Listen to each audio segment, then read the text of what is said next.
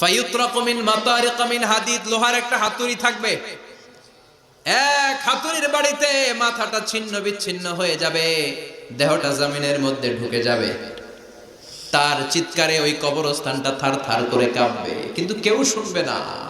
এজন্য মাঝে মাঝে কবরস্থানে দেখবেন গরু বেঁধে রাখলে রশি টুসি সিরা গরু দেয় দৌড়, আছে না নাই?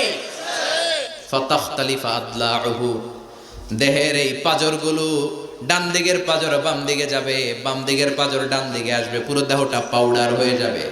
তার এক একটা চিৎকারে পুরো কবরস্থান থার থার করে কাঁপবে। এজন্য বিশ্বনবী বলতেন, কবর হলো জাহান্নামের প্রথম স্টেশন, কবর হলো আখিরাতের প্রথম স্টেশন।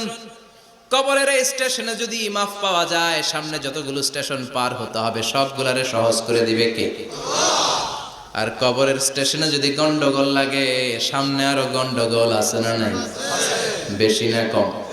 এজন্য বিশ্বনবী বলতেন, আল কবর ইম্মা রাউদাতুম মিন রিয়াদিল জান্নাহ আও হুফরাতুম মিন হুফারিন নার।